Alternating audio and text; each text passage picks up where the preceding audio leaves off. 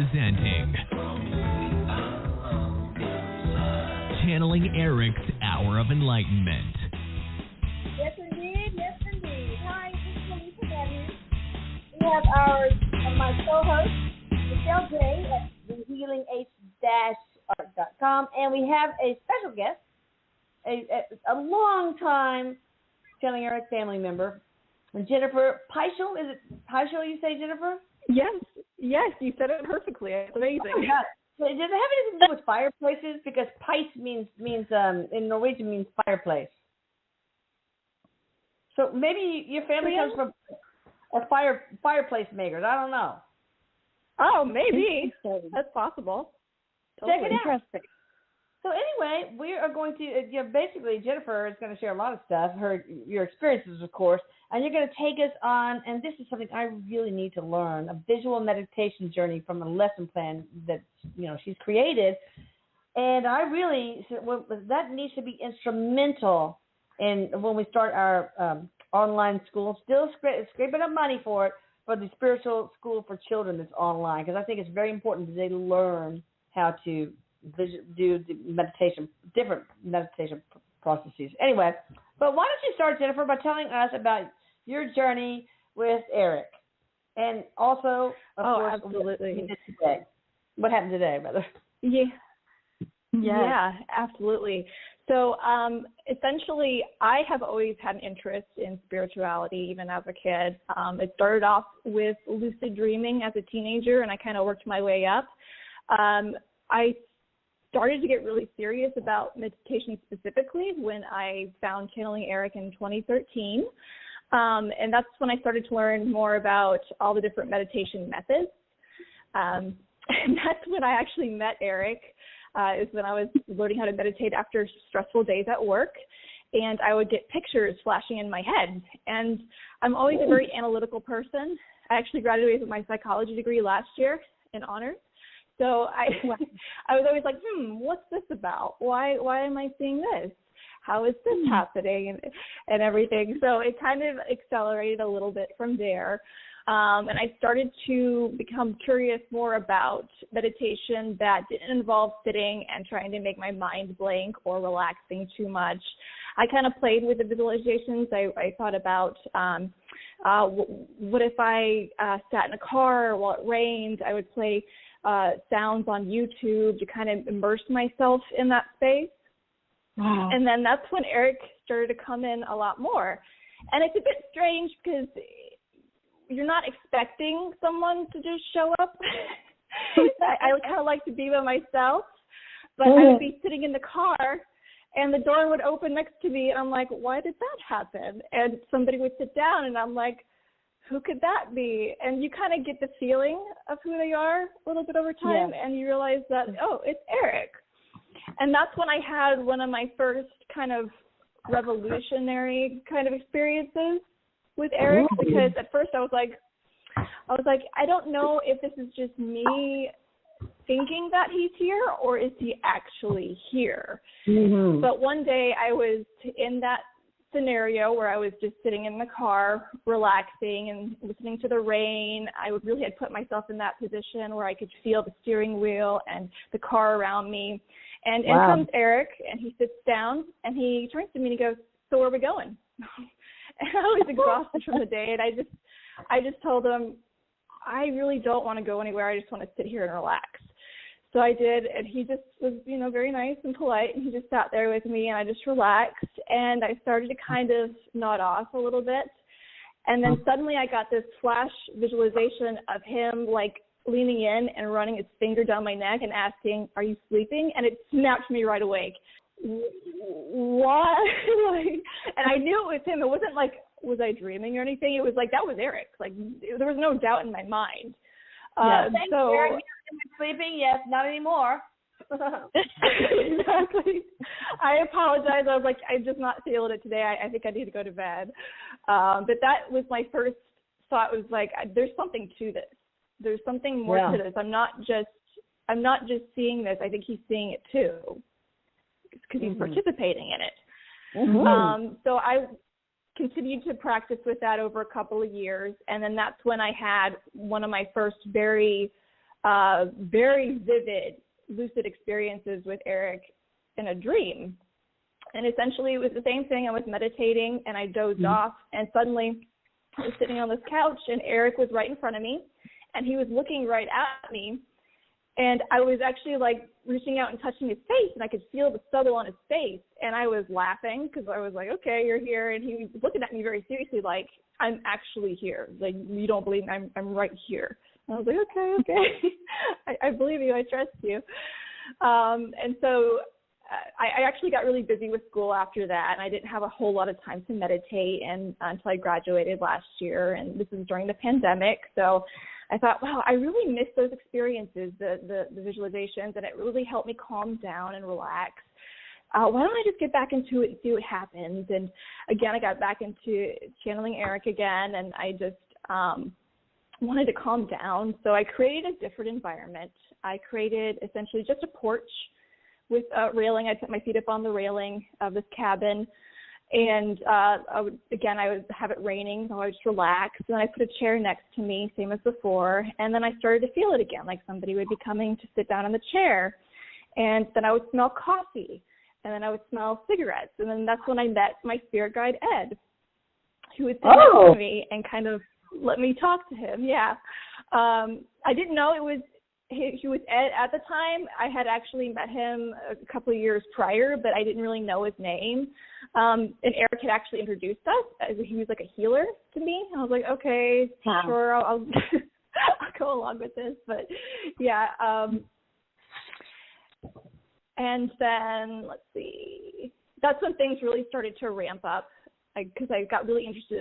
I was like, okay, I'm graduated in psychology now. I need to figure out what's going on here. How is this working? How can this benefit other people? And how far can I take this? So I started to expand on everything. I started to get really into sense memory and feeling my environment. Wow. And I created this cabin, and I would go inside and I would sit down and I'd focus. And I noticed that the more I focused on objects, the clearer things became, the more they felt real to me, and the more I would feel the presence of, either Erik coming in or Ed coming in to come and talk. And that's when, again, things ramped up again. So April of this year, I was meditating, and unexpected things were starting to happen, and I was just observing them and recording them at the time. But one time I was meditating, and I heard a knock, and a door opened, and in walked this being. Yeah, it was like the door of the cabin just opened, and in walked this being of light. And I'm a very practical person. I would say I'm borderline skeptical, and I'm an atheist, actually. I have an idea of what God is to me, which is source energy. So when it walked in, I was like, what is this and why is it? I don't know. and Ed was like, you don't know who that is? I was like, no, I don't know who that is. And he explained, because the energy had a teacher or a professor-like feeling to it. It was also kind of supportive and almost paternal. And I was like, what is this? Because I didn't feel anything that I was familiar with. Like Ed and Erik did not feel like this. And I thought maybe this is like some higher being. I even thought it could have been an alien. But then it explained to me that it was essentially God. And I was like, wait a minute. Wow. God. Wow. And being atheist, I was like, what is it about? And he said, well, Erik, why don't you read what we talked about? And I hadn't read those blog posts on channeling Erik before, so I went out there and I was like, this is exactly what I'm experiencing. This, because I didn't feel like God would be like an entity that could stand in the room with me and talk with me. Yeah. But this is what it was. And I was like, okay, this has to be real, because this is not my perception of what God would be. That's so and cool. God kind of explained. Not expected. Yeah. So, yeah. Yeah, and God explained, like, your perception is different from Erik's perception, is different from Ed's, is different from everybody else's. It's not wrong. It's just how they perceive me, and this is how you perceive me when I walked in. And I was like, can you look a little bit different? That's what Erik said in his book. Yeah. Yeah. That's right. Exactly. So that really weirded me out, because when I read the blog post, I was like, wow, that's God, that's it. And so I've been having so much fun just kind of even having these dialogues with God. And you can argue with God. That's my favorite part, is you can be like, why is it like this? Why do we have to do this? and the information you get back is so profound. It really is. Yeah. No lightning bolts allowed, right? Right. Right. And he was very curious about. I was a little worried. Yeah, no, it's nothing like that. Yeah. No. But he was very curious about what I was doing there with the cabin and how I was creating things. So I would go through and explain, like, I like to sit down at the table and I'll feel the table, or I'll pull out a book off the shelf and I'll sit down and I'll try and read it and figure out what it means. Cool. And so he was like, oh, very good, very interesting. And I would say, like, we have fires there at the cabin, but nobody can be burned if they put their hand in the fire. And I would just explain these things. And it was just like he was like taking notes, like, okay. And then the next day I went into meditation again, and this time I woke up somewhere else. Like I kind of slipped out and I went somewhere else, and I woke up and there was Erik again, and he was sitting on the couch with his arms crossed. And as soon as I came to, he just smiled at me. And again, I touched him. I was like, oh my God, you're really here. And he led me to the shelf of, I guess, for video games. I wasn't paying attention because I was like feeling his shirt, feeling his hair, feeling like everything. Because you can feel everything. And he was trying to point my attention to the video games, because the more you focus on something, the stronger the connection is. Yes. And it helps you stay where you are. So he's like, look at my video games. Like, I was like, I don't know if I can. And then it happened again the next day. This time I woke up in front of a laptop, and I was looking at the laptop, and I heard somebody over my shoulder go, I think there's connectivity issues. So I was like, oh, really, connectivity issues? And I felt this hand on my shoulder, and I could hear Erik laughing. And I was like, oh, my God, it's Erik again. And he goes, sup? Sup? And then the next day after that, I met. Yeah, go ahead. Erik, have you had other lives with Jennifer? He's already said that to me, because I've already asked him that as you're talking, Jen. I was saying to him, I'm like, there's got to be a connection here. And he goes, yeah. He goes, of course, there's a connection here. And he goes, I have a connection with a lot of different peeps. But he says, Jen and I go way back. He says, we've been friends. We've been friends. He says we have, he's talking about you guys helping each other. You've had different circumstances where you have helped each other out. And he says, not just passerby friends. We've been really close friends. Really good friends. It makes sense. Yeah, absolutely. He's helping you in this lifetime develop this particular awesome skill. All right, go ahead, Jennifer. Sorry about that. Yeah. No, and then the third night I met my spirit guide, Ed, which was really nice to see him and to feel him. That was amazing. And it just seems like things just keep getting interesting. I was still like, I don't know. I mean, this could just be a very visual experience, always trying to be, kind of on the fence. But then I had this experience with Erik while I was meditating. I was just sitting, and I had a really bad day, and I was just telling him my day and trying to distract myself. I said, do you know the difference between a raven and a crow? Because they sound different. And he was like, he was looking at me like, you're so weird, but go ahead. And so I kind of imagined the sound of a raven, and then I imagined the sound of a crow. And he kind of decided he liked the raven better. Well, the next day I was meditating, and actually I think I forgot this part when I told you, but I was sitting there, and he was like, hold on a second, I'll be right back. I was like, okay. So I'm sitting there, and suddenly I feel like this massive fluttering on my shoulder, and a raven landed on my shoulder, and I freaked out. I actually jumped out of my seat, and I was like, oh, what are you doing? And then it was on the Facebook, the Channeling Erik Facebook, that another Channeling Erik member shortly after this wrote about her dream about Erik presenting a raven or a crow to her. And I remember speaking with her and talking about that. I was like, that's more than a coincidence, I think. Oh, my God. Yeah, that says a lot. Erik, what is it about ravens that you like? He says they're majestic because they're cool. He says they've got a really cool vibe, and he's actually showing a raven that he's got trained as a pet up on his shoulder. Like, you know how somebody was with a parrot? He's got like a pet raven. They're very smart. Crows also. Yeah. I don't know. Yeah. I think ravens are supposed to have a higher intelligence than crows, but I'm really not sure. That's so cool. Yeah, he says that they are. He says that they are very intelligent. Yeah.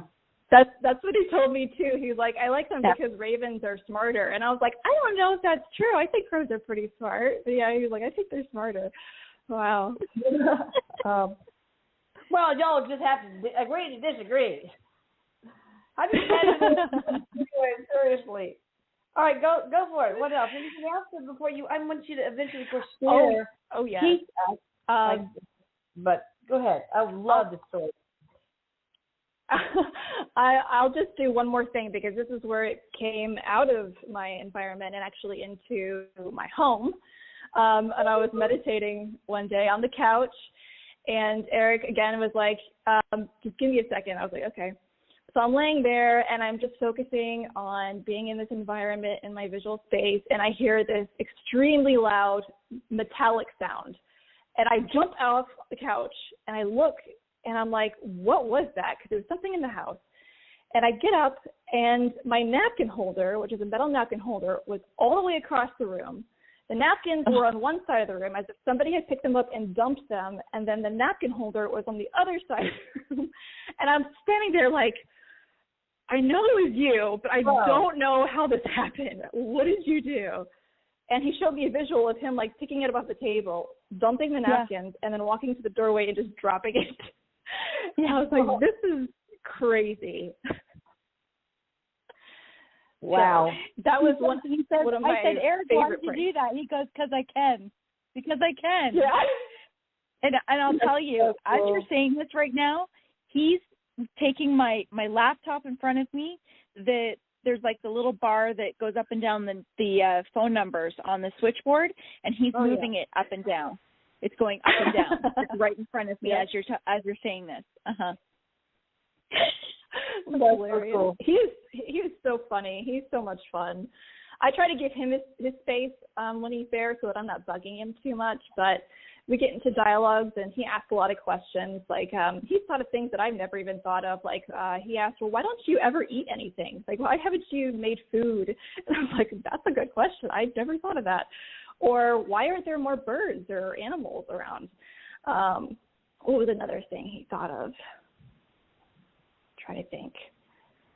But yeah, he just had like so many great ideas that he would come up with that I just thought were amazing.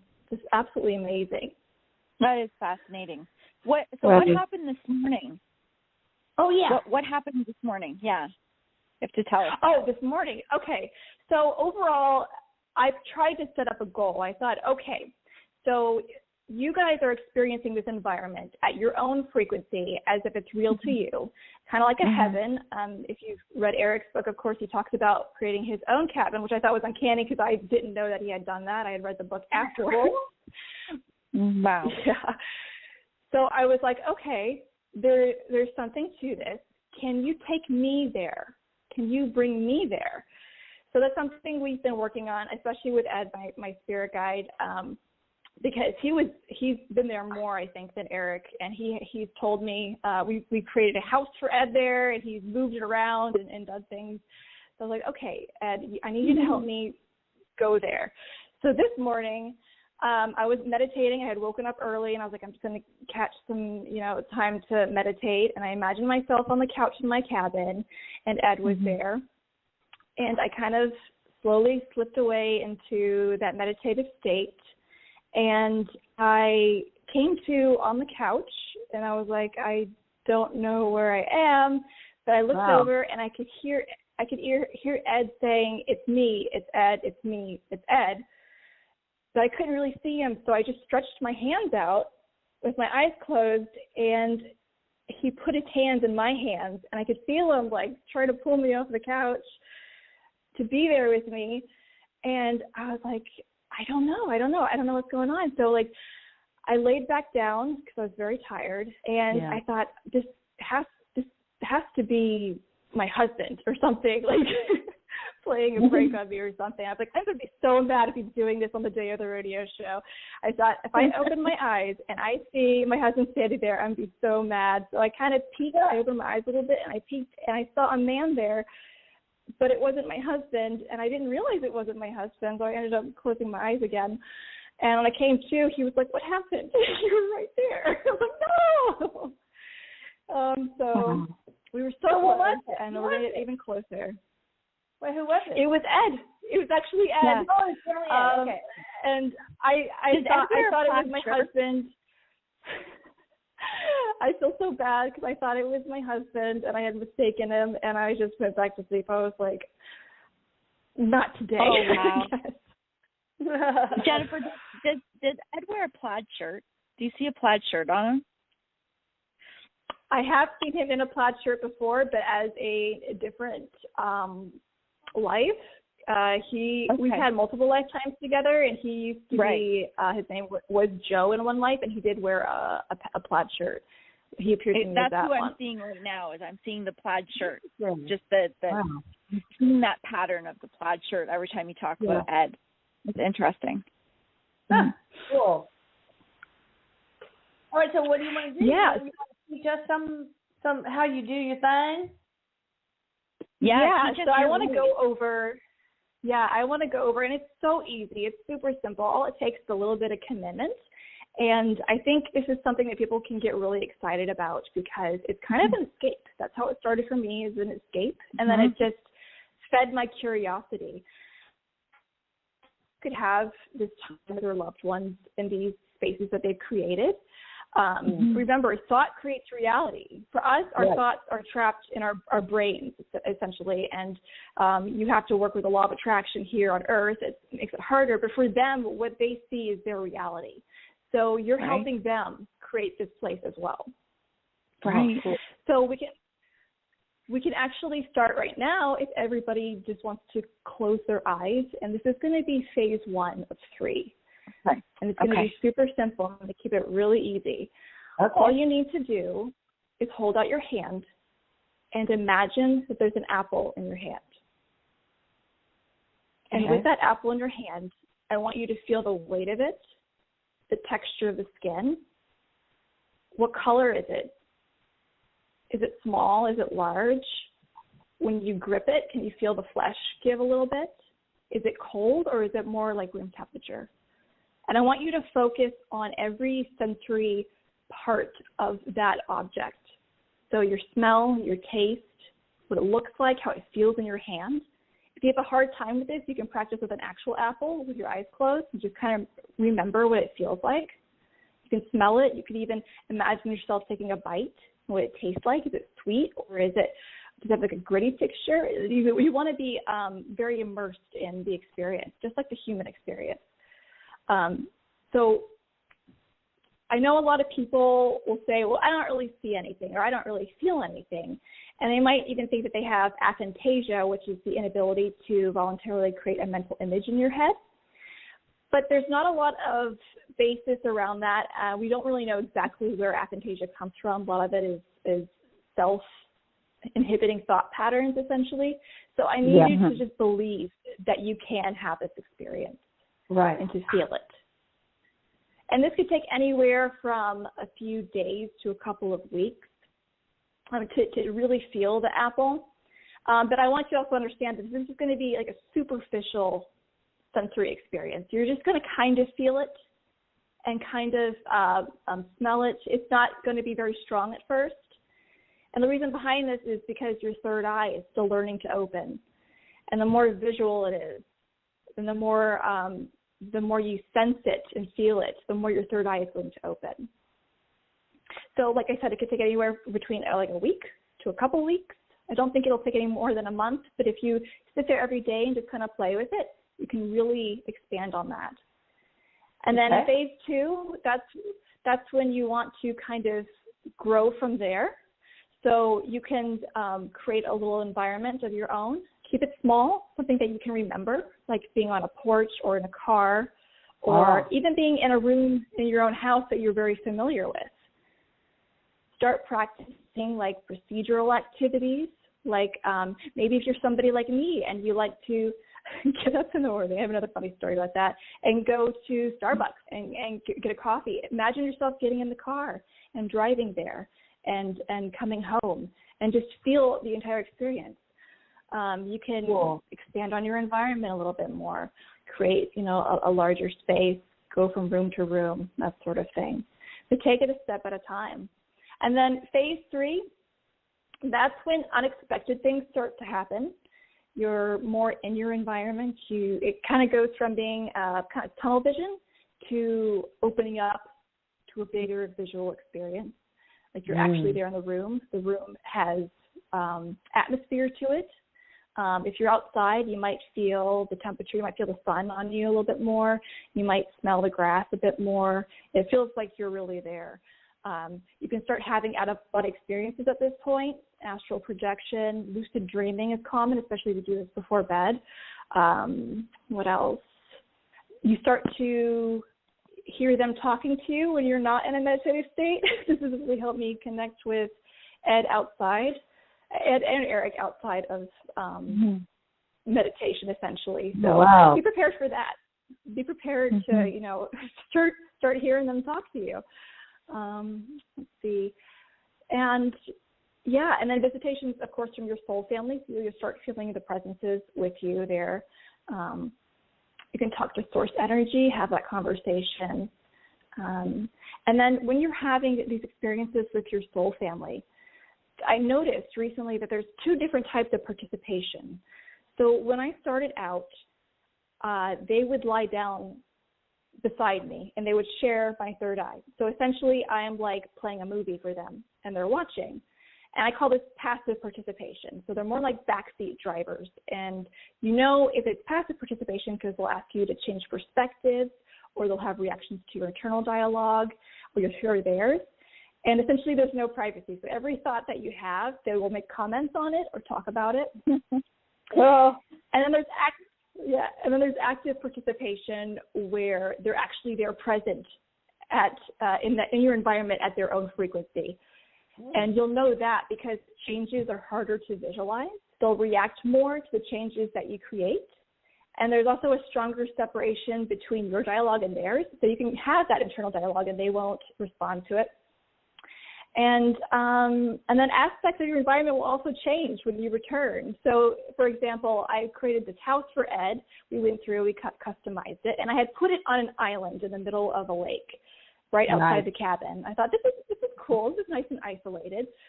Well, one day I come back and I'm like, why is it like right outside the cabin? This is not where we put it. And he's like, well, I wanted you to be able to walk to the cabin instead of trying to get across the lake. And I was like, okay. Okay, I could just make myself go there, but yeah. And then also the table, I had put a table in the cabin, and that was my favorite place to start it. I'd start at the table, I'd put my hands on the table, I'd feel the texture of the table, and that would help open my third eye. And I walk in one day and I'm like, why am I not usually where it is? I put the table on one side of the kitchen and then it was on the opposite side of the kitchen. I was like, why is it right here? And he's like, I thought you wouldn't notice, but I moved it because I didn't have a lot of room over there. Oh my God. Really? It wasn't fun to play that part, eh? That is so cool. Oh. Okay, so, is that all the phases? I want to ask what you do afterwards, because, you don't always want to, have your energy. I mean, you have to be grounded after all this experience, because we are humans and we have to participate here in our human experience. So, obviously the people out there that are listening say, I want to do this all the time. But but we're here to live a life too. So I don't know if you're finished with the phases, but if you are, then that would be the next place I would like to go, is what you do to maintain balance. Oh yeah, absolutely. So yeah, that's a very good question. So that's something that I actually needed help with. I had to consult a spiritual guide because I hadn't grown to myself very well after this. Because you come out of it, it's very much like you've been somewhere else and you come back. So you can practice, eating. I heard like talking and singing also helps as well. Essentially anything that brings you back to the human experience, to disconnect, going to work. That always does it for me, being in a stressful environment. But yeah, for me, I try to stay in that state where I can practice it every day so that I can kind of do my research and provide this information. So yes. I don't like to close my third eye a lot, but it can get kind of distracting. For instance, the other day I was watering my flowers and my third eye was open, and I heard, grenadine. I just heard the word grenadine, and I was like, what was that? I was like, wait a minute, why would I think grenadine? And yeah. Ed was there. I could feel Ed, and I was like, was that you? And he said, yeah, that was me. I was like, what are you doing? And he's like, I was thinking about martini ingredients. Because the way they do it is they can think something like martini ingredients, and then your brain will be picking out something related to that along the neural pathway. I never heard of that being part of I hate these, but I never heard of grenadine being part of that. Ed, what's going on? Yeah. That's like nipple stuff or whatever. Yeah, I was like, I don't like. What are you even thinking about? I don't know. Or like I'll hear something like Happy Halloween, and that was Erik the other day too. I was like, why did you say Happy Halloween? And he's like, I just want to know what you're scared of. Because we tease each other a lot there. Ed and Erik are an absolute hoot over there. They're hilarious. They're like brothers. Yeah, so they're very similar? They are. We were talking about this today because I was like, how do I describe you two? Because you're similar, but you're not. Like, they're both very goofy. They present kind of like college kids, essentially. Uh-huh. We're all roughly the same age, but I feel like Ed's more like the musician, he's into art and books and writing. And then you have Erik, who always wants to like drive and go fast, which is another story I have to tell you about, which I know is going to embarrass him, but I have to tell it because it's kind of part of this. So there are such things as what I call connection issues, and that's when they have a hard time connecting to you, or they're not quite connected to you yet while you're in this visual environment. And right. I feel like this happens a lot more during passive participation. So in this one instance, I was meditating and I was going through a procedural motion. Essentially, I was imagining myself getting into my brand new car, which I just bought recently, driving to Starbucks, getting in line, taking my order, going up to pay for it, and Erik pops in, and he's like, "What's going on?" I was like, "Oh, I'm getting ready to drive, or I'm getting ready to get my order at Starbucks." And he was like, "Can I drive?" I was like, "Sure." So I go into the passenger seat, or I visualize myself in the passenger seat, and I see him in the driver's seat, and I'm watching him. I'm just being very patient, and I'm watching what he's doing, and I watch him put the car in reverse. And then he puts his arm on the seat, and he looks behind him, and I'm thinking, like, what is he doing? And he hits the gas, and he hits the gas and immediately hits the car behind me, and I'm like, Erik, what are you doing? And he's like, I thought we were still in the driveway. Yeah, he thought we were still in the driveway, and I was like, no, we're not in the driveway, we're in the drive-through. Oh my God. So I was like, he's like, what do we do? Because I like to keep things really realistic, and I was like, we're going to have to get the insurance from the people behind us. Oh my God. He's like, no. No, I was just joking with him. I was like, it's fine. But I was like, my new car. He's like, I'm sorry. Oh. I thought we were in the driveway. We tease each other like that all the time. Yeah, it's really weird because he likes to drive to be shotgun on with people. People tell me all the time. I was driving and there's Erik. Hey, where you want to go? Where are we going? That is such a common theme for Erik. You know? Yeah. We go there. It's so weird. Why, Erik? He loves to drive. He loves to cruise. He loves the feel of it. He loves the road. He loves the way the road. He's talking about it's a journey. He goes, I love to travel. I love to go somewhere, and he says the best conversations happen in the car. That's true. Mm-hmm. He's been on good road trips with Michelle. Remember that one to Destin? That was great. That's when I got you singing that song. I can't remember who. Yes. Yeah. He just showed me the visual of him like banging his head and like singing and just loving that moment. He said those are the best connections. So he loves to relive that with everybody and to have those moments with everybody. That's awesome. Hey, so do you have anything else, Jennifer, to share, or do you have information on how people can contact you if you want them to contact you? Do you teach this as a service, et cetera, et cetera? Yeah, so I just kind of started a blog earlier this year called Ghostkind at ghostkind.com. That's like mankind, but ghostkind.com. Yeah. And I've been recording my experiences there and kind of all the philosophies and things that I've learned and everything that I've speculated on. And it's awesome. Check it out. It's really cool. Thank you so much. Do you plan to hold like small online classes to teach people, like Veronica, at least used to, I don't know, something like that, to teach them and guide them, and like a weekly or whatever deal they can sign up for? Yes, I do. And I want it to be free because I think this is something that everybody should be able to enjoy. So I'm thinking maybe either YouTube videos or something, anything. But there's so much still I'm learning from this. Yeah, that's cool. But eventually that might be a good thing to do what Veronica did with the spiritual arts online thing, where people she would meet with her, just a handful of students, and, you know, they would learn and progress over time. And of course, it was a very nominal fee, but still, I mean, you have to have energy exchange. But anyway, I think that could be a cool idea for you. And Jennifer, Erik says you're a medium too. So maybe you don't practice as one, but he does say that you are a medium. Cool. Yep. Yeah. And that's something we've talked about that I was like, I don't know. And he's tried to. He's like, what about, doing this? Like, would you like to? I was like, no, I kind of want to focus on creating these environments and helping people. Yeah. Yeah. All right. Awesome. All right. Well, I guess are we ready to take callers, Erik and Jennifer and Michelle? Yes, absolutely. Erik says, let's rock and roll. All right. Here we go. I'm ready. 562 area code. Hi there. Hi. How you doing? Who are we speaking good. with? How are you? Good. My name is Tanya. Hey, Tanya. What you got for it? So I got the portal work done and the dental service done.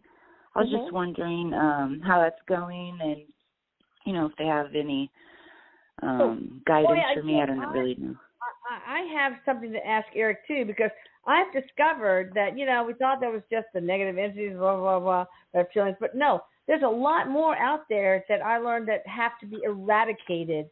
The mantis ray, demons, I don't know. And he told me to put, evil creatures and monsters and all that kind of stuff in that. And he taught me that there are other means of eradication that I had to use, not just the blue fire flame of justice and blah, blah, blah, but all of the flames of all holy fire. So we've been backtracking and doing that for all people from the very beginning of Atlanta Scalar, at least those that were not completely, fully protected and all that, those nasty things completely away from their energy. Erik, do I have the script right now? Because, the bad things don't want me to get it right. And will that help Tanya's work? Okay, so there's going to be something else that you add to it, because Erik says it is, but he's giving like a finger up, like there's going to be something else that gets added to it. He's also saying, Tanya, for you, some of the work that was done, he's showing like, and he says, Mom, when you were talking about the different like beings, entities, demon-like entities that are being removed, he actually showed like a bacteria, that it's like a bacteria. And so when you were talking, Tanya, about the dental stuff, he's showing something that was in the throat area that was being pulled out. He also says that this is a process. He says what you've had done is a process. So he says it takes a period of time. So not just months, but he says longer than months for the service that you've had done. But he says that there's some changes in your throat that are occurring right now. And he says physically, but also internally. So in the way that you're projecting your own voice, in the way that you're speaking up. And he says that that's connected to your teeth. Oh, interesting. Oh, wow. All right, so what is that one? Yeah, that makes me be guessing. Okay, what is it? What I thought I had everything. Is it a creature, some sort of thing, or is it some sort of means of eradication? That one thing. He says like an eradication, because he says that it's like how do you explain that, Erik? He keeps showing like bacteria, so. It's like including everything, like bacterias, because he says they're like consciousness, but it's not the same way as what we would feel with a reptilian energy. No. When we bind them together, like just like a bacteria, when a bacteria builds up in somebody and it's over a certain amount, it can make them sick. So he's saying that this is like the same type of thing. So it's like an eradication of all bacterias, of all I don't know what the wording exactly would be, but he says to work a little bit on the wording with them. Well, I got to burn and destroy all non-benevolent beings and all non-benevolent spirits and all non-benevolent, and also I have Metatron Raphael send the earthbound spirits into the light, blah, blah, blah, and all non-benevolent entities and all non-benevolent aliens and all evil creatures and all evil monsters and all demons and all things not of love of life and all things that have the motive to block and or sabotage and or impede and or deny the success of any and all Atlantis scalar energy work for so and so, and all things that are not in line with their highest and greatest good. What the hell? In all holy fire flames, and just in case, to use any and all other measures so that they are permanently and completely and thoroughly destroyed and or removed. So he's adding and all pieces and parts. Oh, okay. All right. That sounds good. All right, go ahead. I'm sorry. So, wow. All right, that's gonna help. Good. Thank you, Michelle, for that, and thank you, Tanya, for calling in. So, thank feel free you to call so much. any other time. Yeah. Thank you. You bet, Thanks, sweetie. Tanya. Erik said he loves you. Oh, love him too. Love you guys. Thank you. Love you. Too. Bye. Okay, we got somebody from the 786 area code. Hi there, how you doing? Are you there? Hello. How are you? You're on. Hi, this is Kenya. Hi, Kenya. What's up, Kenya? Can you see? Hi, I'm calling from Miami. Hey, what you got for us? How are you? Yes, I'm regarding the portal work that you did for my family. Yes. For Lucas especially. Yes. With regards to the girlfriend that he has online. Right. We haven't seen much change in that area, so we don't know. My husband and I, we're concerned if we have to do anything else. Well, are you concerned about him having an online girlfriend? You don't like the girlfriend? What's that all about? Well, Erik said that she's a sham, that it's not real. And he wants to bring the girlfriend to live with us in our apartment. And we haven't even met this person in person, you know? Yeah. Well, let's find out. Because maybe I'm wondering if we got the truth because, you know, I think Lucas was maybe surrounded by some of these things we were just talking about, pieces and parts and all that. So is this actually true that it's a sham girlfriend, Erik? Okay, let's just see. Do you know the girlfriend's name, Kenya? Just the first name. Maya, that's right. Maya. Maria? Uh-huh. Maya. Yeah. Oh, Maya. Okay. Yeah. Okay, let us just put her name in here and see what comes back out. I spoke with her on the phone, and she even spoke in Japanese with me, and she seemed so nice and so like a nice person. But well, you know that it could be that the bad things might have produced that answer that she's a sham because they don't want him to be happy. Maybe she is the real deal. So let's start with that. Was this a while back that you had got this answer? Yeah. Okay. Because yes, like 2 weeks ago, 2 or 3 weeks ago, that Elisa and Erik, they did on the team that they have, did the portal work on our family. It was a while ago. It was longer when we asked that question, I think. Yeah, I think it was longer than that because Erik says that the question about whether she's real or not was a while back because he says that it's not she's not a sham, but he said that there is he says if we were to use the words, we would say something like, is it completely authentic? Is the relationship completely authentic? Because Erik says there's not a wholehearted love there. It's the best way to say it.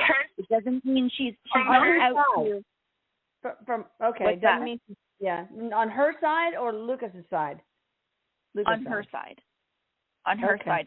So what Erik is saying is that because the work will help the situation, but he says there's free will choices there, and sometimes things that need to happen to and he says, and you have to kind of hold tight with some of this because he says the scalar work helps so that he can see the bigger picture. It also helps the entire situation. He says it may not happen in the way that your mind wants it to happen because it might be easier for you. You're thinking, okay, we want him to see that this is not good and to say, no, I changed my mind. And it's not going to quite work out that way because there are things that he needs to be able to see for himself. And he says he wants to impress she is not a bad person. She is not she's not trying to hurt him, but there is other ideas. And so there's like ideas of travel. So is she at a far distance from him? Is she out of country? She's in California. She lives in California.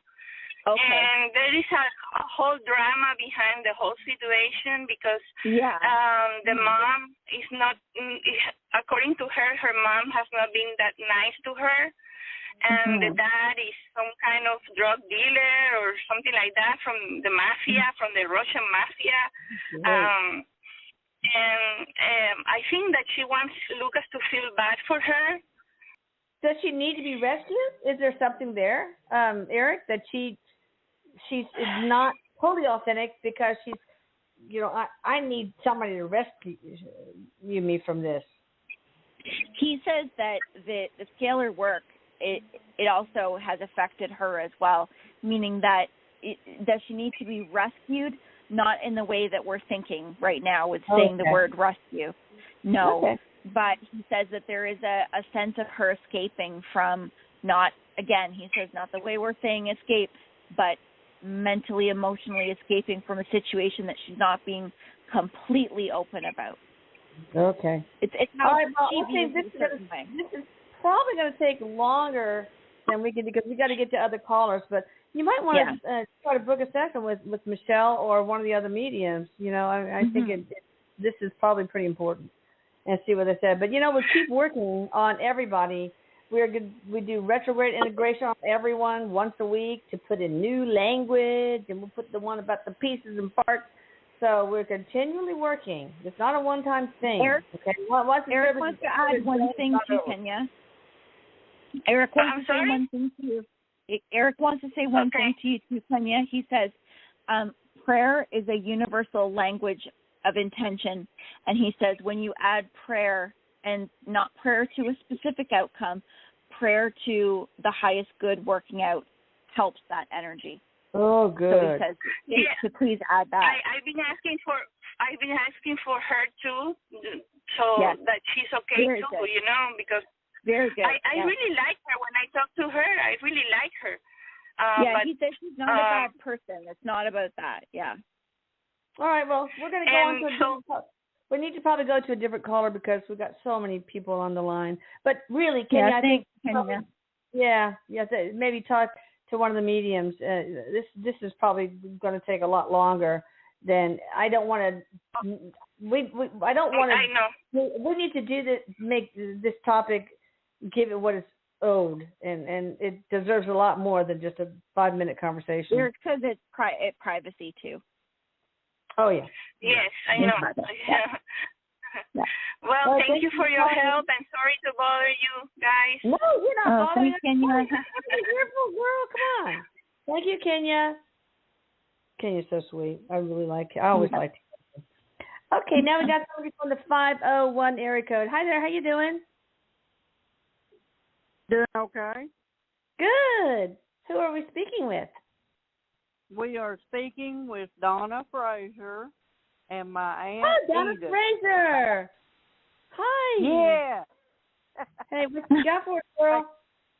Hi, Donna. Hello, Michelle. I've been trying to book a session with you, but I can't get no times on the date that I push. It's booking right out right now. It's booking into February. Oh my God. God. I saw that. Yeah. But I have my aunt here. Her name is Edith, and I was wondered if she could get a message from Carl. From Carl? From Carl? Yes, my husband. From Carl. Okay. A message? Edith's husband? No, Edith. Donna's husband. Wait, what? Donna's husband. Edith's husband. Oh, okay. Edith's husband, Carl. Carl, okay. Did Carl pass of something in the heart area, heart attack? Yes. Okay.